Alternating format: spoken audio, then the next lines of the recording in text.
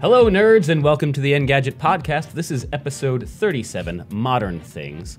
I am your host, Terrence O'Brien, and I am joined this week by Evan Rogers. Hello. And Chris Velasco. Hey. How you guys doing? Very well. I don't understand the musical reference that is the title of this episode. Can you explain it to me? It is a Bjork song. It is off of the album Post. Okay, good to know. File that away under things that I will never need to know about again. Do you get most of the musical references for the titles of the shows? I think one of them was Intergalactic. I'm like, oh yeah, that's a Beastie Boys thing. That was. I heard that song when I was in third grade.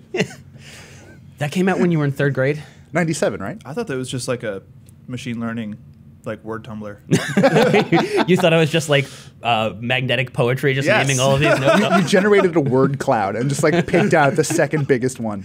Nope, these are all song titles. There is a playlist of all of the titles. Wow, that's cool. On Spotify. That's which, a good thought.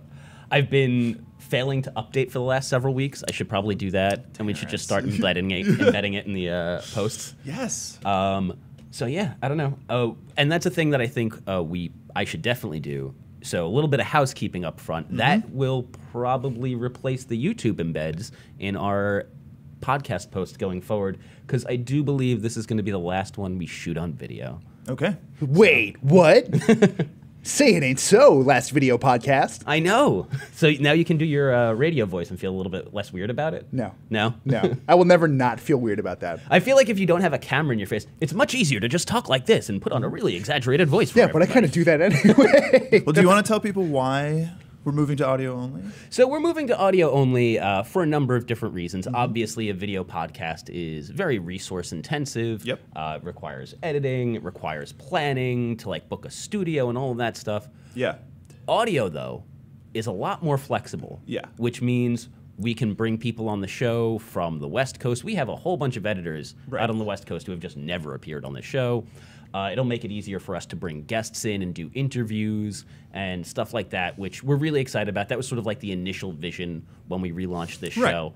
Right. And so we're taking some steps to really get back to that idea. Yeah. And we just need to be able to spit fire. Yeah. Like whenever we need to. And that's sort of the thing. I think, being able to work around other people's schedules is very important if you want to get people on the show. Yeah. They can, instead of having... That's true. People don't know that. It's actually very hard to get guests on podcasts. Yes. Because they're busy, usually. If they're important, it's even harder. Yeah. I've extended a number of invitations to people who have unfortunately had to decline because of the timing of the recording. So we shoot this at 10 a.m. on a Thursday morning, which is not super convenient for people who have jobs. So, that's going to allow us to do some different things and be a little bit more flexible. So the show's gonna evolve. There will be no more video, but you will still find us in iTunes, and Stitcher, and Pocket Casts, and Google Play, and whatever other place you get podcasts from. Yeah, there's so many. There's so many. But it's however you like it. So there you go. Yeah, Terrence, I have some news to drop on you with regard to all of this stuff. So I don't know if this has been made clear to you yet, but we're ending the video podcast so that Devindra and I can have our own tech review talk show in the Huffington Post bed studio down the hall, and we're calling it Tech in Bed with V&D. Yeah. So you can look forward to that starting never, because that's an awful idea. I'm pretty sure we've pitched that before. But I like pitched this I had a idea. better title the last time I pitched this, and I could not for the life of me remember what it was. The changes to the podcast also go along with some changes that are going on at the website more broadly that I just quickly wanted to address before we get to like the real heart of the tech news stuff. Get in there. If you've checked the site, you may have seen there's a letter from our new editor-in-chief, Chris Trout, talking about kind of the future of the site and tweaking some of the way we approach things.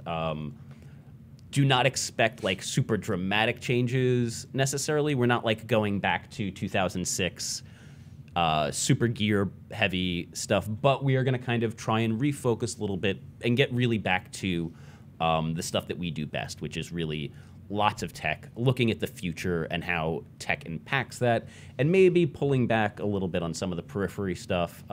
We have, to be fair, done a lot of politics this last year for very obvious reasons. I mean, we're not going to stop doing politics, but, expect perhaps a little bit less of that, or a little bit more. We're showing our work. You guys should visit the website, look at the posts that we put up, and let us know let us know how you feel about it. But we're pretty open about exactly the changes that are being made to the site.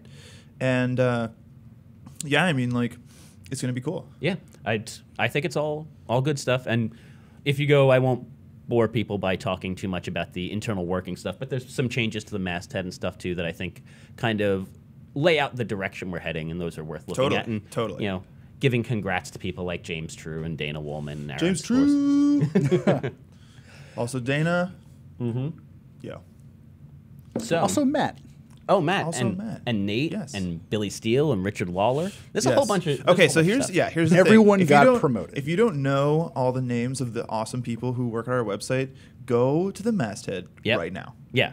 Go follow everybody. Don't stop the podcast, but open up an additional tab on your phone and just go look at all the cool people that work at our amazing internet website. Yeah, and follow them on their social media channels. Follow them on social. Go tell them how much you love them.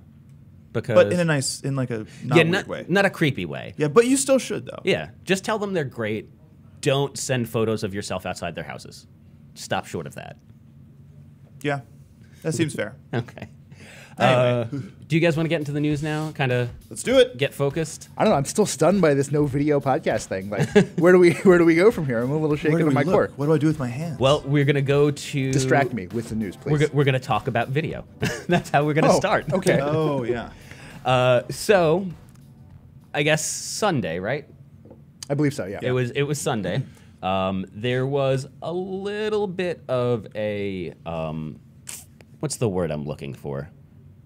It was an event. Yeah, I mean, sure. It was a So thing that happened on the internet. a thing that happened on the internet. Steve Stevens, a man, crime.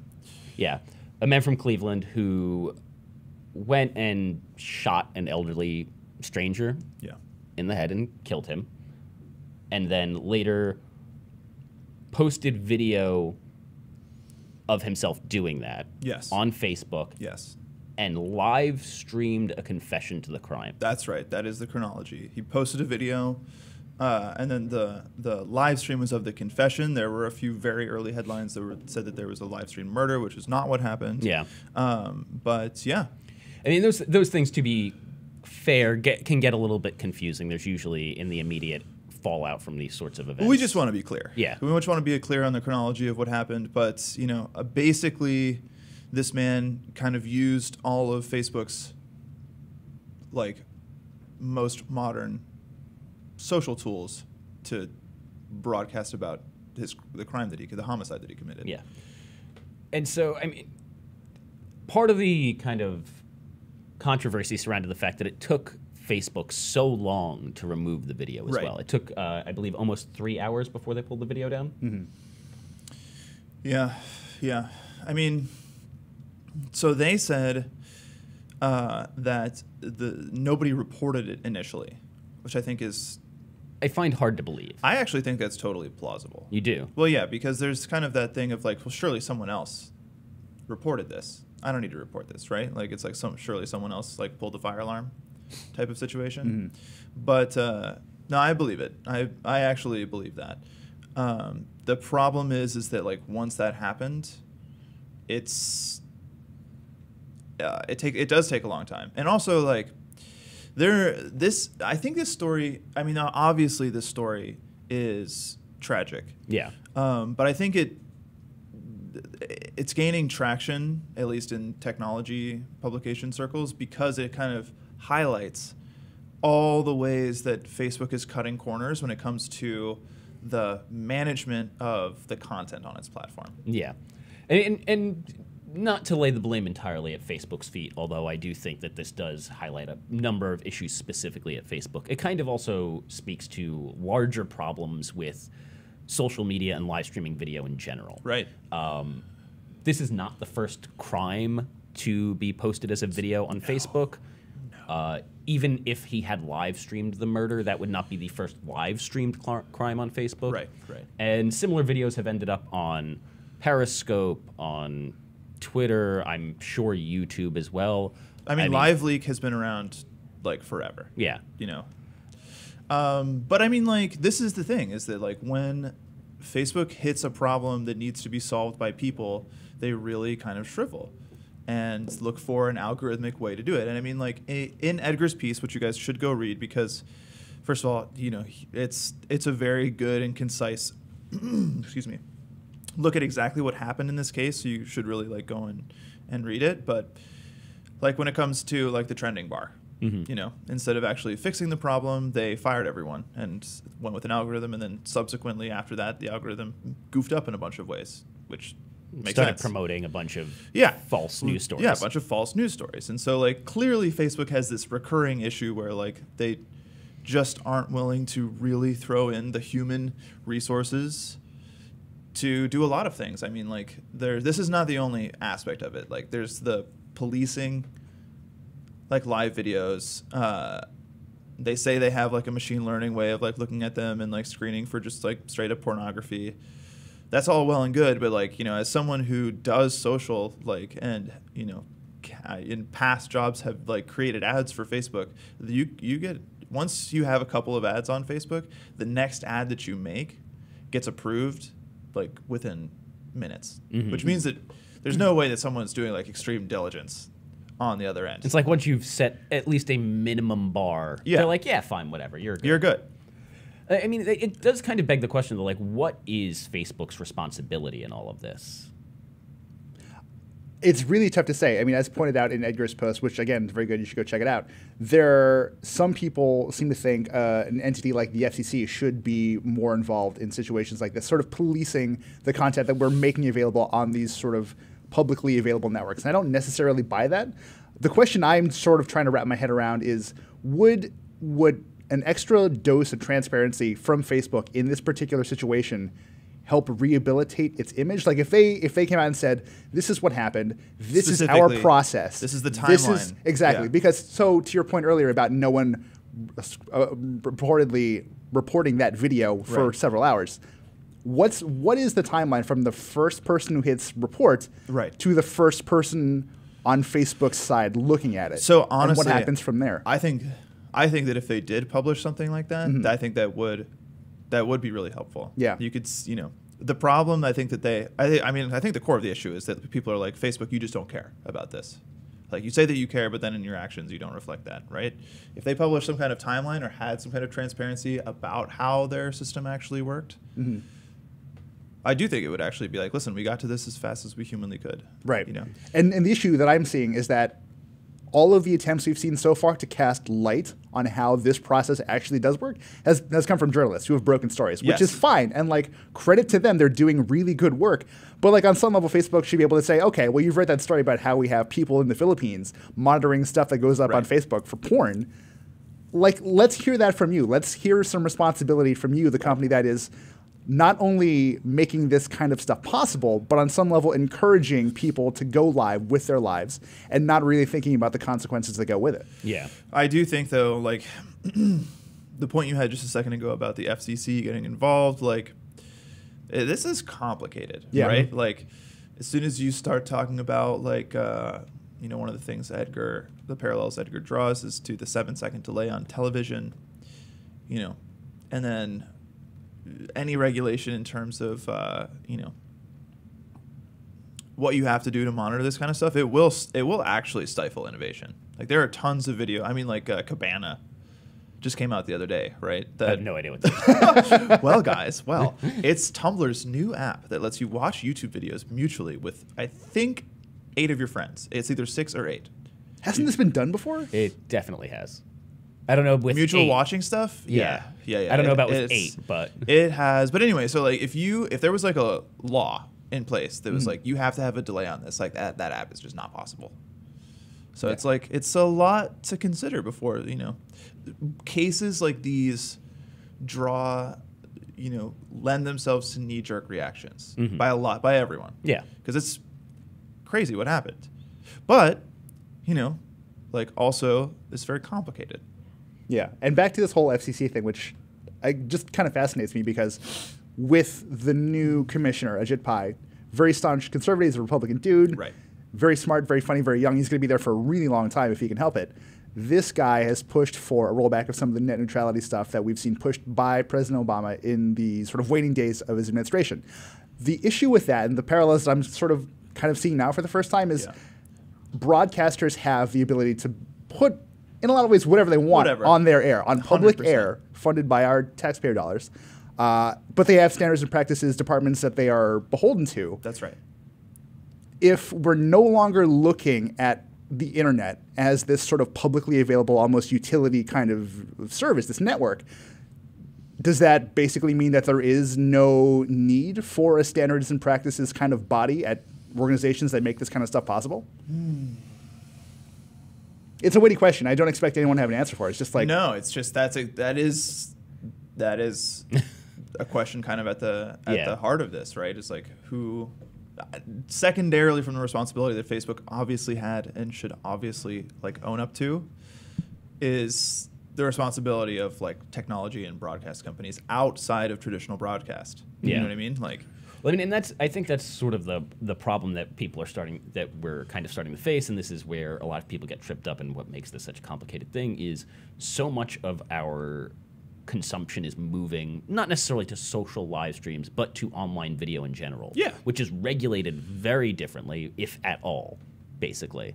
I mean, if you want to put a video somewhere, you can find a place. You can do that on the internet. If you wanted to broadcast that video on live television, there are some hoops to jump through. Yeah. And I mean, I think that's sort of the question is, should there be hoops, period, to jump through for... Great question, Terrence. I would say... Well, I'm not going to say anything, actually. Frankly, it's too big of a question to even, like, This is way above our pay grade, you think? For sure. I mean, like, as someone that does social all the time, I mean, like, no. There's so much great stuff that happens because people can just let their crazy minds go in this, like... ether of bullshit that we all do online. It's great. It's wonderful. And then there are also consequences to that freedom. I don't know. I think there should be hoops, but I don't think the users are the ones who should have to jump through them. I think if I want to be able to stream, I don't know, this podcast or like a beautiful day outside New York City, I should be able to do that. And if at some point there is something questionable that happens in it, it's now the onus of the platform owner to prevent that from making it out to a larger audience. Exactly how that works, I have no idea. Here, let me ask aside you, from like hiring more people in the Philippines to just like scroll through your stuff. Let me ask you this question. Yeah. Like, what if you are just like, you're just like some kind of like vlogging, like live vlogger. You're just like on Facebook Live. You're talking about all the brands that you really like, and then a disaster strikes or some kind of crime happens right next to you. Right? And you are broadcasting it. Like, technically, you're broadcasting a crime, a homicide, like something happening live. But because you're an outside entity, you're essentially doing some kind of like citizen journalism. But effectively, it's still on the internet and live streaming. Right. So, like, what's the difference between those two things? I think the difference is intent. I mean, obviously, like, one of them is a heinous evil thing. Right. Yeah. Right. I think a lot of it does sort of boil down to intent, right? Like, and that's the thing that I don't know that an algorithm will ever really be able to recognize. Like, here is the situation. Here is context, sort of part of that situation without being explicitly stated. How do you then take this piece of content, this video or whatever, right, and sort of frame it properly? Like, is this news or is this you being like a terrible, terrible asshole? Right. And I don't know. I think for now the best answer is probably just to throw more humans at it. But Facebook really does not want to do that. I know. Yeah. I know. Which is why they've turned to countries like the Philippines in the first place. Like, you can get they're English speaking, like they're sort of culturally aware of the West, and they realistically like don't cost a ton of money. Like, I don't know that is sustainable, but I don't know that a purely algorithmic approach is the way to go either. At least for now. Like, who knows? Yeah. I mean, we reach some kind of like high-level sentient AI. It'd be like, then it'll be go okay. for it. Sure. Yeah.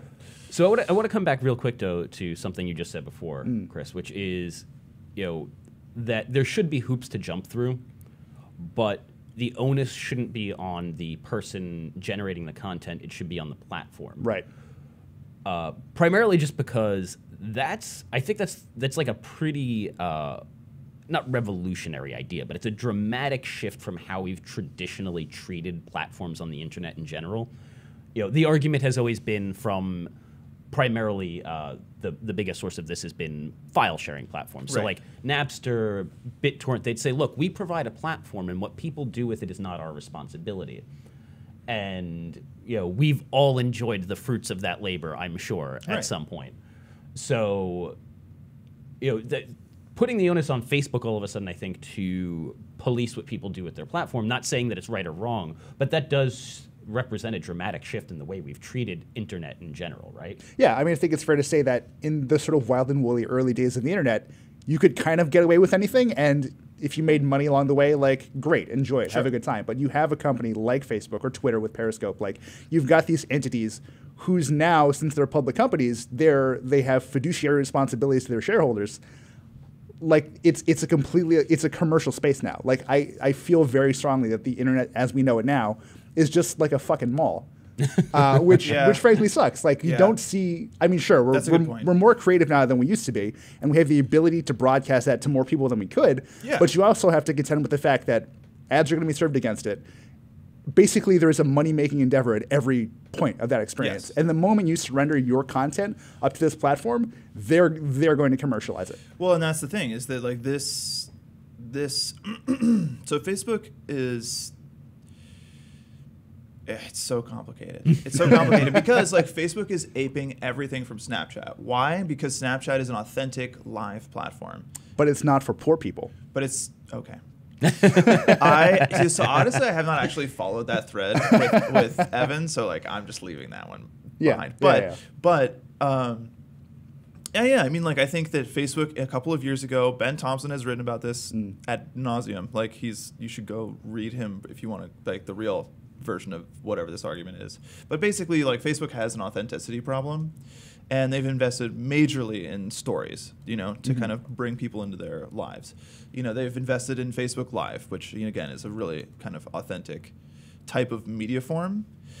But the Facebook brand is for everyone, which kind of is like Disney, where it's like it's for everyone. It needs to be PG-13 or even more applicable. You know what I mean? So like they are very much at a crossroads in terms of like where their brand is versus like the actual hairiness of the internet. And I wonder on some level if they can ever just look at what they've created at Facebook and realize, you know what, this brand, it serves its purpose. It's great for like moms and stuff. But for everything else, like, yo, guys, we've got Instagram. Like, we paid a ton of money for Instagram, which has stories. And people seem to be engaging with those stories more than they do on Snapchat anyway. Like, it feels like Instagram in some ways become A, a copycat factory, but B, on the flip side of that, sort of a skunk works where they're able to build, frankly, features that are similar to what you find on Facebook, but things that are guaranteed to get traction because Instagram is still like the buzzier, more important culturally platform. It's also the lower barrier of entry platform. Yeah. That's Facebook requires a lot more effort, time. It's a much more complicated beast. It also Man, just takes, I spend no effort on my Facebook. I mean, I don't either, but I'm also not I think it has Facebook has a much higher cognitive load than Fair to Instagram. Say. Yeah. There's a lot of things happening. We could do like just Facebook talk for like an hour. We probably could. It's true. But what else are we working with right now, Terrence? I think we should talk a little bit about phones. Yeah, that's me. That's my thing. I'm a phone guy. Hey, what's up? Is there a new phone? No. Oh, There's no new phones? My mistake. There's nothing new under the sun, guys. No. Sorry. It's been a really slow month. Yeah. I've definitely slept really well every night of this month. Well, thanks for listening, everyone. All right, that's the Engadget Podcast. Now we've got to talk about the Galaxy S8, which we devoted an entire episode to like a week or two ago. I think 2 weeks ago. But units are out there. People have responded. Myself, all of our other sort of like review cohorts out there in like the tech journalism world. We've all got our thoughts. Arguably, they're all kind of the same thought. But hey, here we are. And those thoughts are that it's a pretty dope phone. It's a pretty damn good phone. I feel like this is something I definitely had trouble with while sort of putting together my review and my video. I think a lot of other people did too, is how enthusiastic can you be about this thing, which on the surface is very, very, very, very good, but then also, so was the last one, that one blew up. Like there's a level of like inherent skepticism that you have to kind of paint your review with. That trepidation is real. It's very strange because, I mean, I'll say it very clearly right now. The Galaxy S8 and the S8 Plus are phenomenal phones. They're probably the best Android phones you can buy now until we see what Google comes out with the Pixel 2s. And if Apple whiffs this time, which is possible, It is possible. going off of like the design leaks and what people have been reacting to about them, Right. like there's a possibility that Samsung has produced the best phone of the year. Right. And we all know that, and we've all said that, but we're all still in the corner of our minds like, well, what if? Oh, it just What it if? just sucked. Everyone was so. I had the Note 7, so I loved it. Me too. I was really. I into literally, it. when the recall notice went out, I framed mine, and Samsung got mad at me, so I had to take it out of the frame and send it back. Oh, but I mean, yeah, but it's like, you know, You could have just taken the battery out. I have spoken can't. about how cool the Note 7 is, and then yeah, just like when you kind of take, you know, when you give someone props, and then they fail miserably, like it just sucks. Like it's But not this even, time around, yeah, it's not even a concern of like looking bad. It's just like, is it possible we could have missed something? And I don't think that anyone could have foreseen the Note 7 stuff happening. But you're going to see a lot of optimism tinged with a lot of skepticism. also you now. can't reproduce that problem yourself. Yeah. like you can't make the Note 7 explode. No, it was really. just a thing that kind of happened. Yeah. So, but this one though, Hasn't exploded yet. well, I mean, I think, you know, and I think Samsung like delivered. That's the thing. Is like there's still this specter, and this is not accidental, but like on the embargo day, Yeah. for the S8, lots of Apple leaks just happened to happen, you know? Just randomly, Just- not related in any Completely possible way. coincidental. Of course.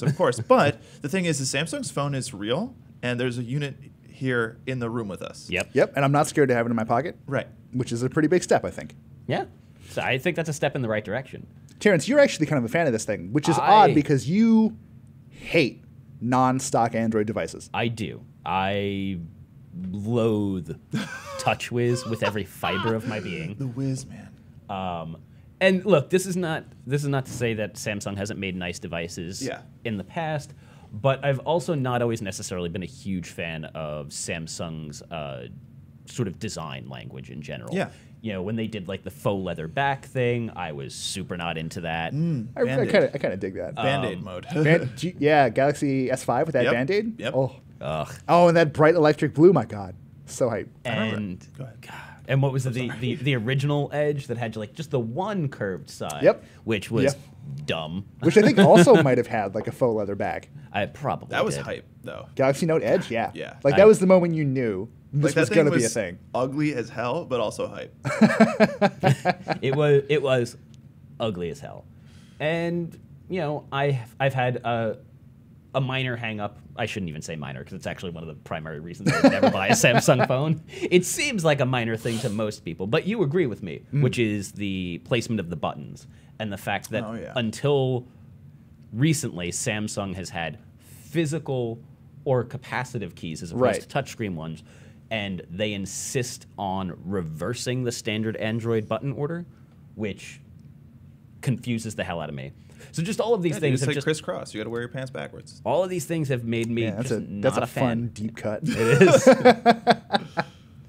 Guys, you want to know a secret? Yeah. One year I went as crisscross for Halloween. How old were you? Oh God, I don't even know.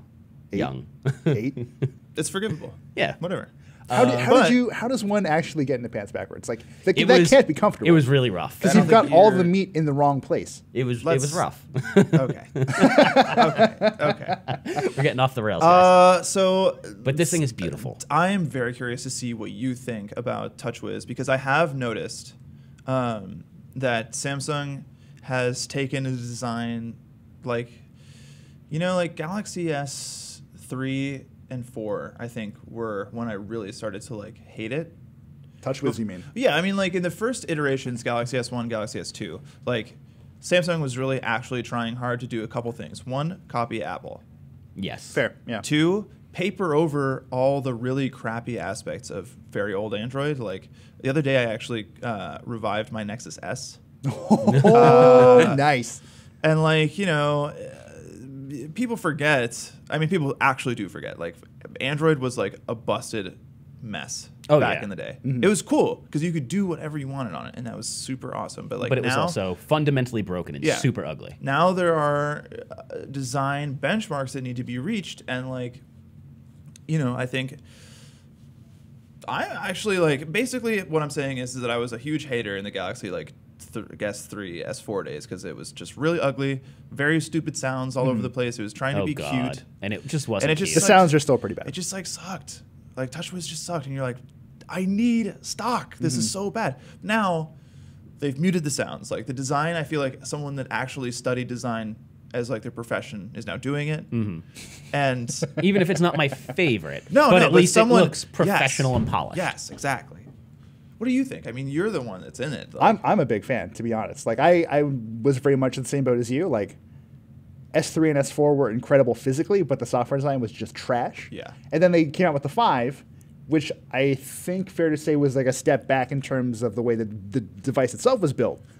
But you could kind of see them realizing, oh wait, we've got a lot of shit going on here. Let's take this down. Let's crank it down a little bit. And every subsequent year, S6, S7, S8, they've continued to turn that dial down. And like there's another dial elsewhere that's just like elegance. So they're turning down the shit dial and turning up the elegance dial at the same time. And that's led us to where we are with the S8, which I think is frankly incredible. It's not perfect if you don't like strongly customized Android. Like this just is not a device for you. You just need to get a Pixel. Yeah. Right. But I don't know, like it feels mature in a way that TouchWiz never has felt before. That goes a long way for like the pleasantness of everyday use. Yeah. I mean, and I'll say this, it is, at least physically, software stuff aside, the best looking phone out there right now. Like For this sure. thing is gorgeous. I feel so bad for LG. Well, actually, I'm glad you brought that up because I was just thinking like the LG also has a tall display, but the S8's display just like smokes LG's display. It's It does. really, But it always does. but now that the bezels are so small, like you're right, it is actually not that far away. But like it's the integration and like the polish that makes you just like. There's something so much more visually interesting about the S8 versus the LG. Couldn't agree more. And those rounded corners, man. It's hot. I'm not 100% sure if I'm like down, but Really? but sure. So here's the thing is, I loathe in general the Squircle thing. Like it's just not for me. Oh. Like just as a design choice, I'm I not know. a fan. I mean, But I like the Squircle. The consistency of the Squircle icons on the kind of weird rounded corner Squircle-y screen, I kind of love. I kind of love it. You fully turn the corner, man. There's like I'm still not buying it though. like rounds. I don't know. Very many user interface elements are 90 degrees. Especially like with all the apps that exist right now, and I don't know. I mean, it's cool, but it's like I don't know. I don't think I actually care, and I think it might actually like make some apps look stupid. I mean, it probably will. I mean, look, I'm 100% sure once I start like diving into apps and really like spending time with the phone, I will find inconsistencies in the design and stuff that are going to kind of drive me nuts. But it looks hot. But it does look like just purely aesthetically. It looks desirable. Yeah. Which is cool. I mean, like Samsung, I think, kind of always has like ventured so close to like original desirability. And what I mean is like not like copying iPhone and then like you have a desirable, like there's the iPhone, then there's Samsung, and like maybe you want the iPhone, but like you want to also be able to like stream pirated stuff also. So like you need an Android for that, and like Samsung is a nice choice in that category. So like that's just like a very desirable object. And like I feel like since the S7, Samsung has really been like firing on that industrial design. For sure.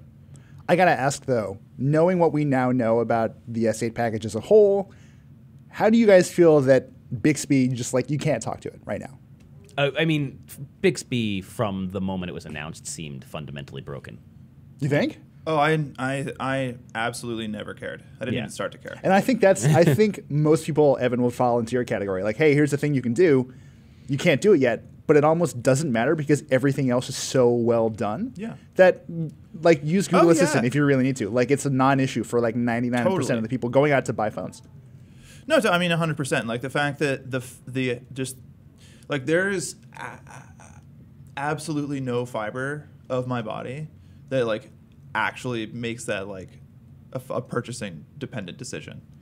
Like they could have just not had Bixby at all. Yeah, if they just and I would still buy Google the phone. Assistant. Yeah, exactly. And like the fact that it's not coming to all these markets has way more to do with like Samsung's like whole like business storm cloud than it actually has to do with like the real world. Yeah.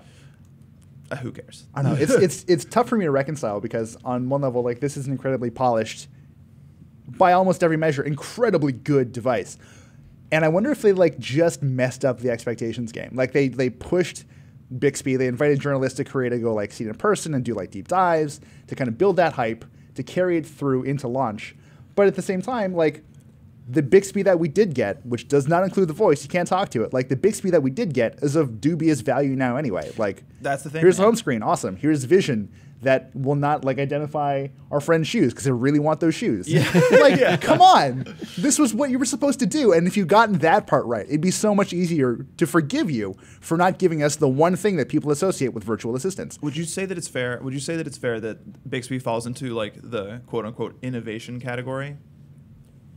I don't know what you mean by quote unquote innovation. Well, I mean, like, innovation when, that like so right actually now, like what I'm saying is basically that like the tech narrative is just savage as hell, where like people are like looking at Apple and be like, "What are you doing? Like, what the hell is going on with you?" And you know, like there's a question of like, can Apple innovate? Oh, To this day, I don't know what that means, but I think that like Bixby is a similar thing for Samsung in that they're like, well, we need to be in like the AI assistant voice market too. What? It's really important, like from a business and branding standpoint. But I think in real life, people are like, if you never told them, if there was no commercials, if there was no thing on the box that said Bixby, you just wouldn't even know. So here's a weird kind of cynical question. Yes, the best kind. Do they intend Bixby to be a success? Or are they just saying we have to have a thing that we can like hype up and understand that nobody's going to use it anyway? I feel like, I mean, Chris, you should answer this because you actually like know. Well, so my understanding of Bixby is that it sort of debuts with the S8, but it will eventually kind of become the thread that winds its way through all of its connected products. So you'll eventually be able to use Bixby to, I don't know, like talk to your fridge and stuff like that. Like there is a connected option in just about every one of Samsung's consumer electronics categories. I mean, so it will be a thing. I think they count on that as important. I just don't know that they really are sold on how important it is on a phone. Samsung, I mean, they also have like a lot of stuff. Oh yeah, like that they're building towards a connective ecosystem, and I think also it's very clear that Samsung is prepping for a world without Google. So like, I don't think they care if Bixby succeeds right this second. I don't think they care if the Samsung App Store succeeds right this second. I don't think that they care if like whatever the replacement for the Milk audio video thing is, but like they are putting together piece by piece integrated ecosystem of software services and hardware that could eventually compete with Apple, could eventually compete with it. And I don't know what this nuclear option is for like when the relationship with Google gets so bad that they're like, yo, we're out. Open source Android, we're taking it from here. Ties in. But maybe. I mean, I think that they're just putting they like have that card on the table now where it's like, oh, we've also got an assistant. See, but that's where I kind of think that's where the cynicism for me comes in is I think it's purely a bargaining chip thing. Oh, and you don't think they actually care about users like right this second? It's there. I think they legitimately have little to no expectation of these things succeeding. Like you're talking about, they have their own app store. Yeah. They've literally had their own app store for the better part of a decade now. Yeah. And nobody uses it. Well, who uses Milk? Do you use Milk? I mean, Milk is not the same as an app store. No, but I'm saying like they have all of these services and all of these things that they build on top of their platform that nobody uses. They know nobody uses. I bought themes through the store before. God, why? They're such trash, dude. No, some of them are good. The font choices are terrible. But I mean, like sometimes they have like Nexus lookalikes, and I need that.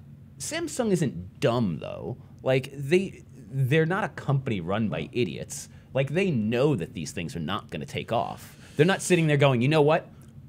But we're very much the Play Store. We're very much in the U.S. market though. Like there's lots of places where the Play Store just doesn't exist.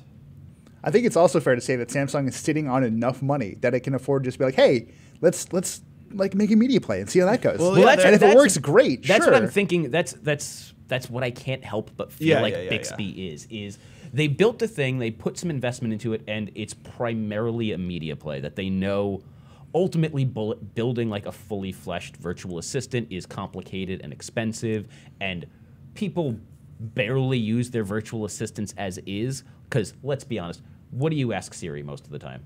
I don't ask Siri a goddamn thing. What do you ask Google Assistant most of the time? What time is it? Yeah. It's set a timer, what's the weather? That's literally the only thing that I ever ask my phone for. I mean, I'm at least casually interested in like some like smart home stuff. I mean, I am. I want voice, but I don't like care if it's a voice assistant. I basically need it to just be a voice interface to be like, turn on the lights. Turn on whatever else there is. It's not much more than lights, frankly. But I mean, like, why not turn on the coffee Chris, machine? why don't you talk about exactly what is going? Because we kind of jumped in right away, but like, why don't you talk about what is going on with Bixby and like whether or not you think it has the potential to like become something? I think it definitely does. I think Samsung very often is like, hey guys, we've got some money, let's throw at a thing, and then we don't really care if it works or not. I think with 2 acquisitions, Samsung has kind of made its plans known. So it acquired SmartThings for a lot of money, and acquired Viv, sort of a voice interface company, also for a lot of money. And sure, these might not have cost a whole lot on the bottom line, all things considered, but I think it speaks to the importance that Samsung is now placed on having, as I've said, that sort of voice thread winding through all of its stuff. If it works on the phone now, great. If it doesn't, which, by the way, it doesn't, also fine. Like, we're figuring it out.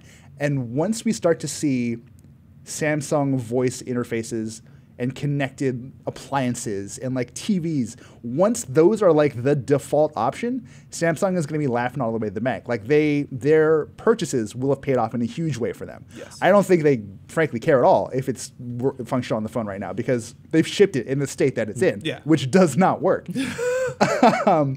But it's a foundational play, and I think it's as annoying as it is to have a thing that was promised to do one thing and doesn't really. Also, the long game makes sense. We were at the event. They like hyped it up. They were like, you will be able to take pictures of anything in this world. Okay, they didn't actually say that, but that was the implication. They made a big deal about it, and they didn't have to actually do that, but they did. Yeah. Yeah. So Bixby, someday maybe. Someday maybe. Yeah. God, I hope so. I mean, they I put would like a button to see it on the succeed. phone. Yeah, it's true. By the way, like, I gotta tell you, the Bixby button doesn't do a damn thing. Like, you're supposed to be able to hit it so that your like Bixby home screen comes up, but the number of times I've been able to hit this thing once and have that work has been like 1 in 20. I need like, to remap that button. Like, the fact that there is a button makes me stoked. Can you remap it from the settings? No. Samsung says. Oh, it works now. Samsung Thanks, says Samsung. no. Samsung says no, you can't. Well, that's... Well, I mean, what I want to say is like, I read this on XDA developers and don't have an SAE yet, so XDA tells me that technically you could, but Samsung has responded and said, no, you can't. Stop doing that. Which makes sense. Yeah. So, we are running low on time, but there's so much more I want to talk about with the phone. Yeah? Let's do it. This is our last video episode. Let's go for it. Let's do a little bit. Well, we talked about the general design. We've talked about what a mess Bixby is. Yeah. What are the other kind of big things that we need to know? Headphone jack. Headphone jack with, by the way, those AKG earbuds. Are they solid? They're not bad. Okay. They're by far leagues ahead of any other pack-in earbud I've ever used. And like, companies have cared about this stuff too. Like ZTE, when they did the original Axon Pro, gave you like a pretty decent set of JBL earbuds, which I was super down with. This, frankly, is incredible. Yeah. I wish we saw, like, if you look at the spec sheet, it does have a DAC. It doesn't perform as well as like the quad DAC and the LGs did, but you can't get that in an LG now anyway, unless you buy a V20 from last year. Dude, in watching all of the reviews, like a lot of, I don't know if people know what a DAC is. Oh, like a lot of reviewers are like, it doesn't have a DAC, but the amplifier is good. But I'm like, I think those are the same thing. Like, we're talking about like a chip. That like it's one ring, that kind of. It turns the digital into analog, and somewhere along the line it needs to be amplified. But I would imagine that most of the time it's just in the same chip. Most likely. So yeah, all over the place. But anyway, so like, did you like the sound? Like, did you like listening I to did. it? I didn't have any problems with the pack-in earbuds. As I said, I think they're great. The speaker, like the one speaker on the bottom of the phone, isn't amazing. But Yeah. when you've got one speaker driving stereo sound, like, come on. Like, you kind of have to cut them slack. Are there phones out there with good speakers? There There used to be. Oh! What up, HTC? That's what I was gonna say. Is it seemed like it was that one phone? It really was. I think that's what the problem is that we had one phone that actually was like. Well, yeah, one M7, one M8, M9 was okay. Yeah. 10 didn't have stereo speakers. U Ultra, I could not begin to tell you what's going on with that thing. Okay, I was wrong. We had 3 phones with Beats speakers, but they were in the same line. Right. Yeah. But really, all other phones are pretty bad. They're just like all not that good. There's varying levels, but Right. like. And I think the thing that people probably kind of learned from HTC's failure is that people don't care. Well, here I would actually disagree. Like, so, I think that our audience is actually one of the audiences that actually really does care. There's, if you travel in like hardcore r/Android circles or some different circles on Twitter, or look at comments on YouTube, like there is a cohort of people who really seriously cared about being able to like have really good audio come out of a phone. Yeah. And like personally, I do not listen to music out of my phone. But what I do listen to is podcasts and like Right. the old HTC phones and radio to a certain extent. The old HTC phones used to actually really be good at that, but that is at this point like an outlier. Yeah. Like we just had a line of HTC phones that happen to have great speakers, but everything else is like just okay. Well, I mean, I think that's the thing is like it's super niche, and like I listen to my phone, I listen to podcasts out of the speaker, but I don't listen to music out of the speaker. Right. I put on the Met game and like prop it on the windowsill Also, while I cook. Just get Bluetooth headphones. But it's that's fine. That's the thing is like most people are listening to their phones with headphones in. Or a Bluetooth speaker. There's Yeah. just so many options that are not the speaker in your phone. Yeah. I mean, I'm very taken with the idea that with 2 devices, Samsung has basically said, oh, those arguments you all use to like not put headphone jacks in your phone, you're full of it. You're full of it. That's so silly. The whole headphone jack thing is so silly. But can you talk about Bluetooth 5? I have nothing that supports it. So Oh, really? Okay. What peripherals do support it at this point? God, I have no idea. Like I none of the ones I have, none of the ones that we have laying around. Yeah, So word on the street is that the cool thing is like hooking up 2 Bluetooth headphones, and like I don't know what kind of like technology bust teenager you are, but get it, man. Get it. Like if you and your sweetie are on the bus and you both have Bluetooth headphones, first of all, wow. And second of all, that's really romantic, and you should use it. Is it romantic? To just It listen could to be, the same Chris, thing? It could. Well, I mean, like you have like you're like one bud and then the other bud, but you're not talking. You're in love. So you're in love, but you're not talking on the bus. Yeah. That's important. But it's important to listen to the same My Chemical Romance song. Which song? No, Which no, song? it's not. Yeah. It doesn't matter. Welcome to the Black Parade. Done. Settled. Done. Oh God. Sold. We need to move on from that. I mean, is the camera good? The camera is good. I've seen a lot of people enjoy it more than I have. Like I have no qualms with it. Like it's Sure. perfectly fine. I kind of wanted a little more out of it. Like this is very much a mild upgrade to last year's cameras, the S7 and S7 Edge. Which So- Does is that really fine. disappoint you though? No, it does and it doesn't. Like it is still a very good shooter. I would probably still take a Pixel over the S8s, but only by a hair and only because of that back end processing stuff. But I don't know. Like Samsung has been pushing innovation as this like cornerstone of its thinking for so long that when you don't really innovate on some things, it just seems more prominent a misstep. Right. Well, So and it's- we've had a run of like everyone is like the camera is important. Right. Yeah. So to be absolutely clear, very, very good camera. If you want, if this is something that matters to you buying a phone, the S8 will not let you down. I just wanted a little more. So before we kind of wrap this up, I just want to know what exactly did you want? Because I feel like, the Galaxy S7 had a great camera. The Pixel has a great camera. The iPhone has a great camera. So good that point-and-shoot cameras are dead.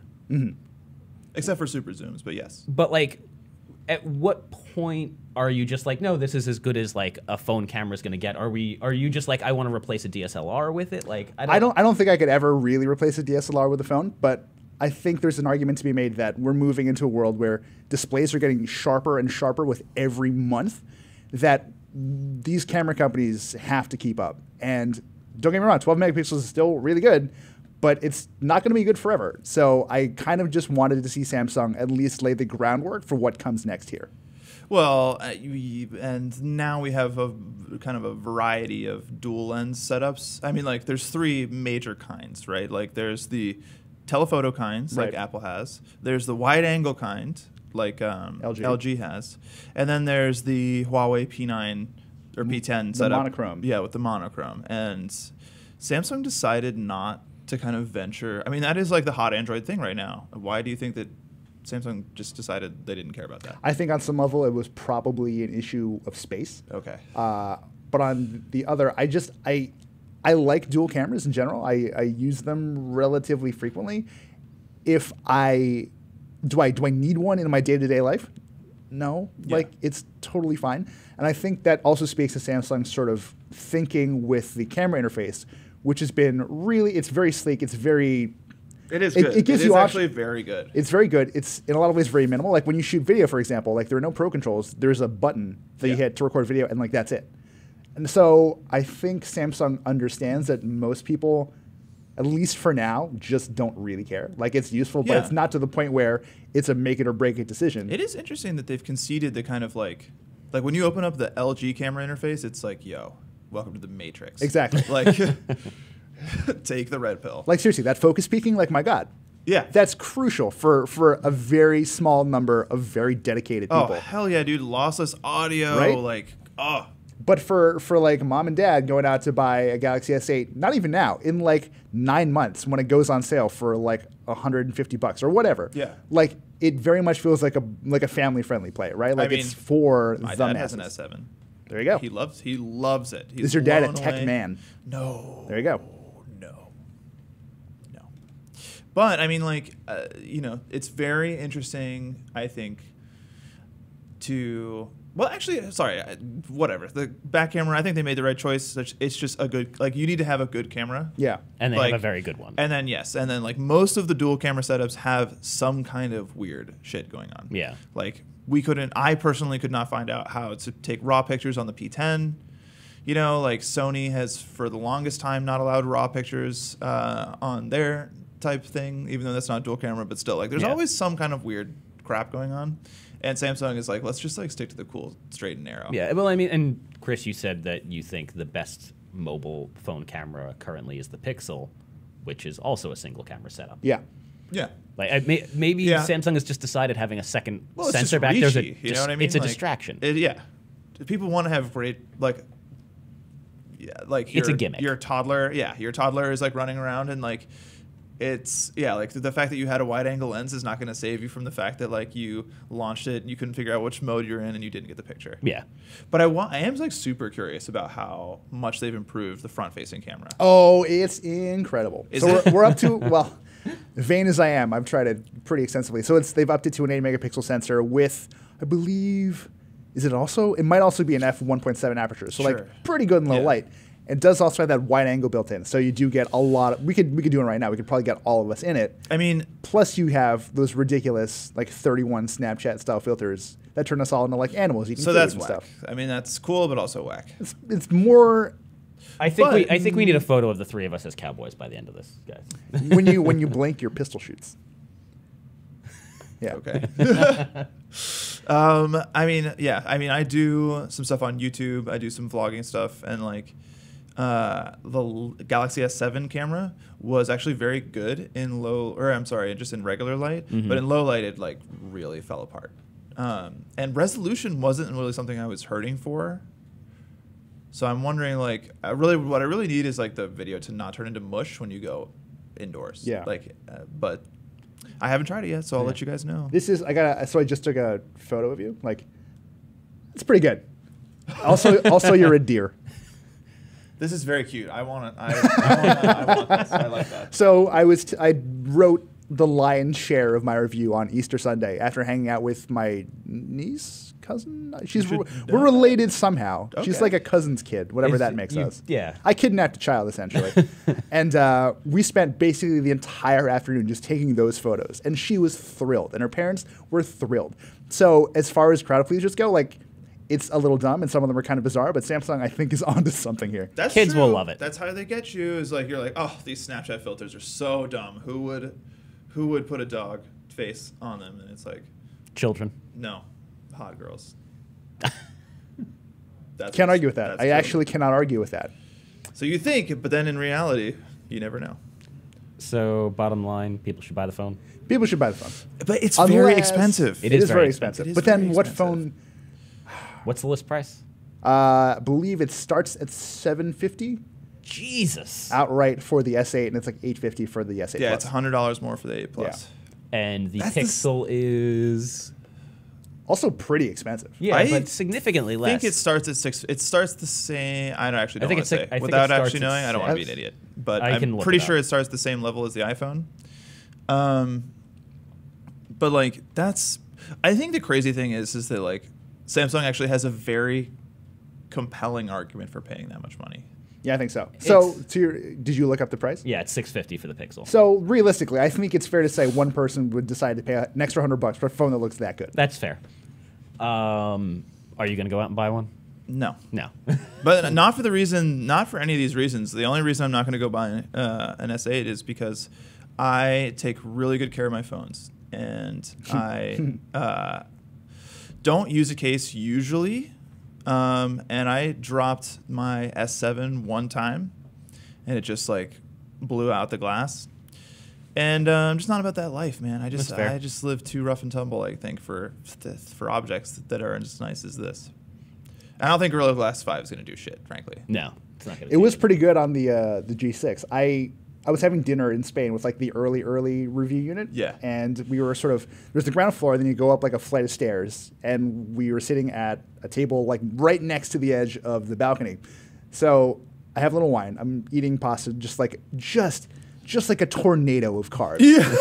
just slurping it all down, real good. It was incredible. I gained like 12 pounds by the time the thing was done. But anyway, at some point in that whirling dervish of pasta, I guess I just like lost my grip on the phone, and it fell from the balcony, seriously like 15 feet onto the hard tile below. It was impeccable, absolutely perfect shape. Wait, Not this G6. So I have not tested the S8 to that extent that's because very impressive. it's It is. really good. That's very. I was impressive. like, I was bummed because this was a review unit. Like, No, I'm yeah, gonna have to give it back, and I there's- broke yeah. it. Yep. I'm that guy. But it landed face down, and like the waiter sheepishly like walks upstairs and gives me the phone, and it's utterly impeccable. I've been that guy. You never want to be the guy that has to email and be like, so we did break it.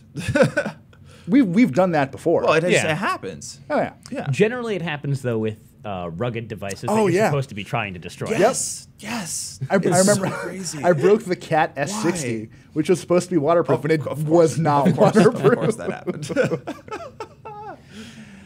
All right, guys, let's wrap this up. It is time for the wind down. Oh, yeah. We kind of recommend people go check things out besides our site, although they should also check out our site, including your review of the S8, which is Which you cut like 1,500 words from. 1,300. Fine, it was a lot. So if you're reading my S8 review and just thinking, man, like I really don't need this many words about a phone, thank Terrence, because it could have been so much worse. Yep. Yeah, that's okay.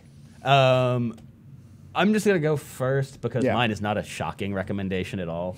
And I have nothing else to recommend besides the new Kendrick Lamar album because Yeah. it's literally all I've been doing for the last week. Is just listening to it. It's very good. It's so good. So good. I woke up Friday But morning. it burns me out a little bit. Like I can't stay. Like I love to listen to albums like front to back, and like you get like a little bit ways through that, and you're like, damn, dude. Do you? Yeah. I'm not gonna I'm lie. like, I listening. listened to it 4 times back to back last week. No, not I that just not that I'm tired of it. And I'm just like, Kendrick, your life is dark, It and is. dramatic, and I'm so into it, but like only for 20 to 30 minutes. I got up Friday morning, immediately put it on the stereo, and just like every time it ended, I went, Bloop. I could listen to something else, or I could just listen to Kendrick again. True. At some point on Monday, I think, I really need to stop listening to Kendrick, and I asked my wife what I should listen to, got distracted, came back, and I went, maybe I'll just put on old Kendrick, and just did that. Good man. Yeah.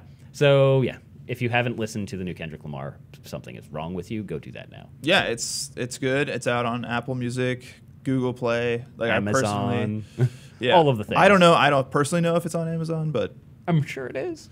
But yeah, But is it on Spotify? The big question Spotify. for me is it on vinyl? Because I think I need that. I'm not sure. I know that the guy who said that Kendrick would release another album that last Sunday, but he didn't. So he ate vinyl, like a literal vinyl. Oh, on God. Noisy. That's my recommendation. Go look at the guy who had to eat his words through vinyl on Noisy. That is pretty great. Yeah. Do you want to recommend something other than that, Evan? No. No? Nope. Just go I watch don't. somebody eat their own words? No, I mean, no, I don't. Yeah, okay. That's all I got. It's pretty good though. You should definitely check it out. Also, today is 420, so I'm gonna recommend that you do what you do, but then also check out all the amazing 420 content that is like undoubtedly clouding your feed right now. So Yeah. like go Clouding. yeah, clouding your feed Well, right also now. to be- fogging up your social media. To be clear, unfortunately, we are recording this on 420, but it is going up on 421. Baby. Well, never mind. yeah. Listen, So, you'll just Travel. okay. get So really- do what you do normally on 420 Listen, on you're gonna smoke 421 weed tomorrow anyway. We okay? hope you had a good 420. Yeah. Is where we're going Yeah. with So it. just smoke weed tomorrow, and then think about all the things that happened the day before. Yeah, If get you, so high if you tr- can remember them. Get so high you travel back in time, basically. Yes, yes. Now we're talking. But it's got to be like a Ashton Kutcher like butterfly effect thing, where Yeah. you travel back in time through your own Jesus experiences. God. Chris, what do you want to tell? Got the a weird people? one. It's not anything like what you've recommended, but Okay. might be better. Might be better. So let me take you guys back to the year 1994. Okay. Bill Clinton was president. Okay. That's really all I remember because I was like 6. Yeah. Like I remember school sucking because I was in second Nirvana recorded Unplugged, and I'm trying to think out what else came out. What else is 1994? I really. Alanis Morissette's "Jagged Little Pill" was #1 on the charts. If the Super Probably. Nintendo was I have out, no I idea. really wanted one. grade. It was out. It came out in 91. Okay. But interesting that you brought that up, and thank you for that because I'm talking about Sonic 3, which also came out in 1994. And I think undisputedly the best song on that entire game soundtrack was Ice Cap Zone. It's such a dope track, and it turns out, I discovered this like last week, it's actually sampled from, like the guy who composed the music for Sonic 3 and composed that song just used like an unused track from his old band called The Jetsons. Yeah. So you can go out there and find a song called Hard Times by The Jetsons, and it's basically just 80s synth rock that sounds just like that amazing track from Sonic 3, and it's incredible. Okay. All right, so the Jetsons. Jetsons Hard with a Times. Z. If we're With a okay, Z. Jetsons. if we're doing From this, Arizona?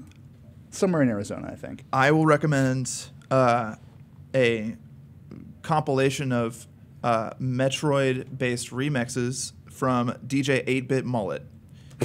This is 32 minutes long and 54 seconds, but it's actually fresh as hell. These beats are so real. Okay, if we're talking about video game remixes, I also have to. Wait, keep talking for a I second. like that Keep talking we've just for a gone sec. down this rabbit hole of video game remixes. No, it's cool. Like usually I listen to DJ Cutman's This Week in Chiptune, which is a nerdy admission from me, but DJ 8-Bit Mullet, first of all, I've never heard of you before, but you came out with also stick to remixing.